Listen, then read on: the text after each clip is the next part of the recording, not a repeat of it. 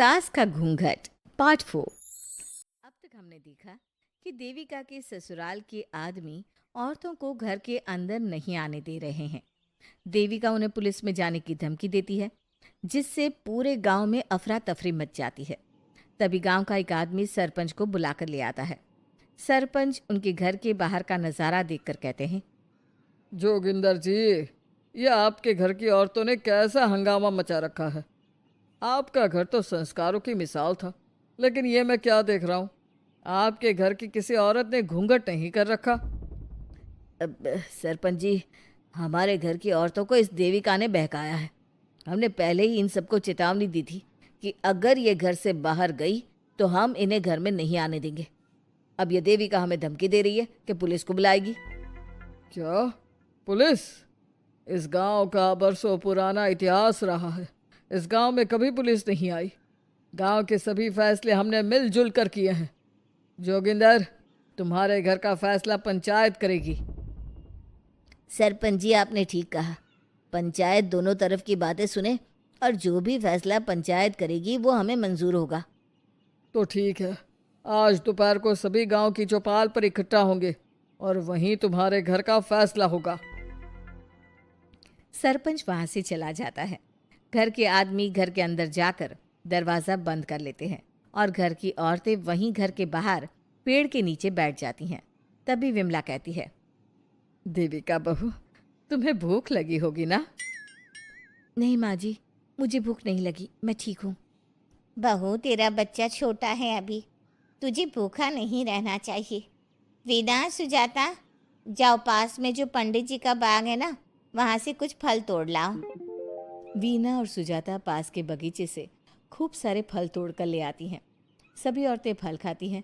तभी देविका कहती है, आप सब घर से बाहर निकली, घूंघट उतार दिया तो इन मर्दों की इज्जत चलेगी, लेकिन हम सब घर के बाहर भूखे प्यासे बैठे हैं। इस बात पर इन अहंकारी मर्दों को शर्म क्यों नहीं आ रही? हाँ देविका, तुम ठीक कह रही हो। अगर हम मर भी जाए ना, तब भी इन मर्दों के लिए इनके बनाए गए नियम कानून ही अहम रहेंगे, हम नहीं। सुजाता भाभी, मुझे तो सबसे ज़्यादा सचिन पर गुस्सा आ रहा है। उसने मुझसे लव मैरिज की थी, क्या क्या वादे किए थे कि मेरा साथ कभी नहीं छोड़ेगा, और आज उसने मेरा साथ छोड़ दिया। अपने बच्चे को एक बार भी नहीं देखा उसने। देविका, वो शुरू से ही ना डरपोक रहा है, लेकिन इन सारी बातों को छोड़ो। मुझे तो इस बात की चिंता हो रही है कि पंचायत में न जाने क्या फैसला होगा। पता नहीं वो इंसाफ करेंगे भी या नहीं। वीना दीदी, आपको अभी भी पंचायत से इंसाफ मिलने की उम्मीद है? अगर इस गांव की पंचायत में सच में इंसाफ करने की भावना होती तो सरपंच जी अभी हमें घर के अंदर जाने देते। देखा नहीं कितना जहर उगल कर गए हैं हमारे खिलाफ। तो बहू, अब हम क्या करेंगे? पंचायत तो हमारे खिलाफ ही फैसला सुनाएगी। पहले तो हम अपनी सारी बातें रखेंगे। अगर ये लोग नहीं माने तो आपको वही करना होगा जो मैं कहूँगी। लेकिन एक बात आप याद रखना, किसी भी सूरत में हम झुकेंगे नहीं, क्योंकि हम सही हैं। देविका सभी औरतों को समझा रही थी। तभी वहाँ एक गांव वाला आता है। आप सभी को पंचायत में बुलाया है। उस गांव वाले की बात सुनकर सभी औरतें पंचायत में पहुंचती हैं। वो देखती हैं कि उस पंचायत में सारा गांव इकट्ठा हो गया है। बहुत सारी औरतें लंबे लंबे घूंघट करके वहां आई हुई हैं। तभी पंचायत की कार्यवाही शुरू की गई और घर के आदमियों से पूछा गया कि वो घर की औरतों को घर में क्यों नहीं रखना चाहते।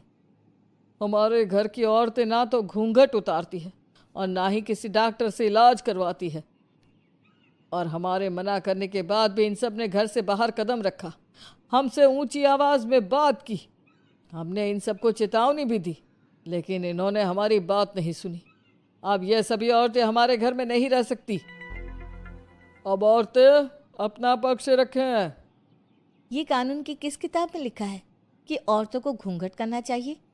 और अगर मेरे ससुराल की औरतें मुझे डॉक्टर के पास ना लेकर जाती तो ना मेरा बच्चा जिंदा बचता और ना ही मैं।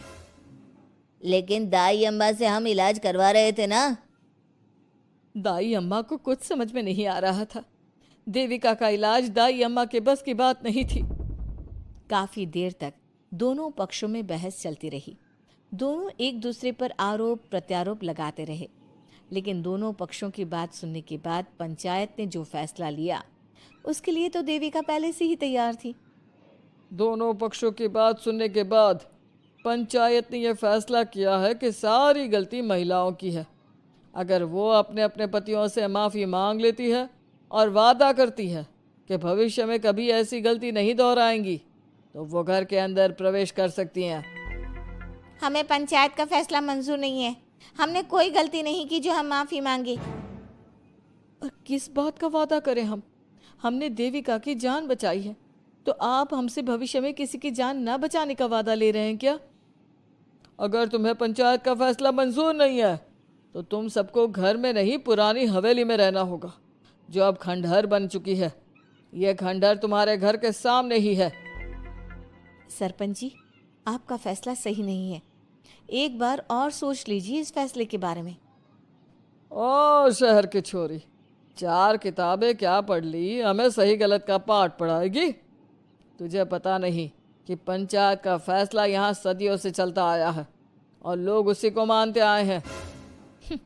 अच्छी तरह जानती हूँ सरपंच जी। अगर मैं चाहूँ तो आपके इस फैसले को कोर्ट की चौखट तक ले जा सकती हूँ। पुलिस को बुलाकर अभी घर के अंदर जा सकती हूँ। पंचायत और घर के आदमियों की शिकायत पुलिस में कर सकती हूँ और अपने बच्चे को उसका हक दिलवा सकती हूँ। लेकिन नहीं, मैं ऐसा नहीं करूँगी। मैं उसी खंडहर में रहूँगी और इस गांव के आदमियों को दिखा दूंगी कि औरत खंडहर को भी महल बना सकती है, और वो भी बिना किसी आदमी की मदद के। सारे गांव की औरतें देविका की बातें सुनकर हैरान हो जाती है। उनका जीवन घूंघट और घर के 4 दीवारी के बीच में ही था।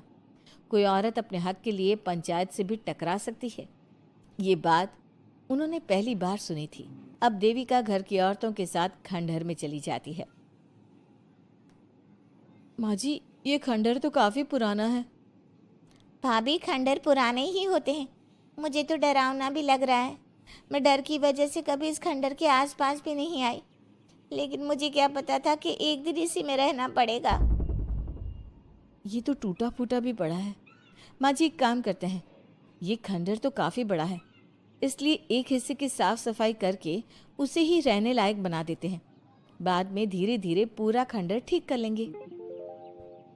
हाँ बहू, तुम ठीक कह रही हो। विमला भाभी और मैं इस खंडहर के टूटे हुए हिस्सों पर मिट्टी और ईंटें लगा देते हैं। सुजाता और वीना, तुम साफ सफाई कर लो। सभी औरतें मिलकर खंडहर के एक हिस्से को सुधारना शुरू कर देती है और काफ़ी देर तक मेहनत करने के बाद वो उस हिस्से को काफ़ी हद तक अच्छा कर लेती हैं। और इसी तरह रात हो जाती है। सभी औरतें बैठकर बात करती है। माँ, हमने इस खंडहर को घर तो बना दिया है, लेकिन ये घर चलेगा कैसे? हाँ माँ जी, मैं भी यही सोच रही हूँ। और हम सब तो बड़े हैं, गर्मी सर्दी भूख कुछ भी आसानी से बर्दाश्त कर सकते हैं।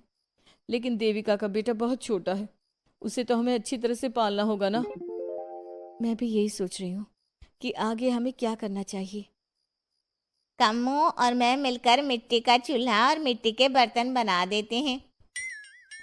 कुछ दिन के लिए खाने का इंतज़ाम भी हो जाएगा, क्योंकि यहाँ पर खेत और बाग बगीचे आसपास ही हैं, कहीं से कुछ भी ले सकते हैं। पहले आप मुझे ये बताइए कि आप सब लोगों को आता क्या है? मतलब कोई ऐसा काम जिसका आपको शौक हो, जो आपने बचपन से किया हो। बहू, तेरे दिमाग में चल क्या रहा है? माँ जी, बहुत कुछ चल रहा है। बस अब हमारा सारा ध्यान इस बात पर होना चाहिए कि हम अपने लिए अच्छे से अच्छा क्या काम कर सकते हैं। आप सब हिम्मत से और समझदारी से काम लो, फिर देखना हम इस खंडहर को भी महल बना देंगे। इसके लिए सबसे पहले हमें आत्मनिर्भर बनना होगा। देविका सभी को समझा रही थी, तभी उसका बेटा रोने लगा। उसने अपने बेटे को गोद में उठाया और उसे चुप कराने लगी। अब देविका के सामने सबसे बड़ी चुनौती थी कि वो किस तरह से ससुराल की औरतों को आत्मनिर्भर बनाए और किस तरह से अपना घर चलाए। हमारे प्यारे दर्शकों, अब आप बताइए, देविका और घर की सभी औरतों ने अपने पतियों से माफी ना मांगकर सही किया या गलत? क्या उनका खंडहर में रहने का फैसला सही था? अब देविका को क्या कदम उठाना चाहिए, हमें कमेंट में ज़रूर बताना। हमारी कहानी को लाइक, शेयर और चैनल को सब्सक्राइब करना मत भूलना। Thanks for watching. ऐसे ही और वीडियोस देखने के लिए वीडियोस को लाइक करें, कमेंट करें, ज़्यादा से ज़्यादा शेयर करें और चैनल को सब्सक्राइब करना ना भूलें।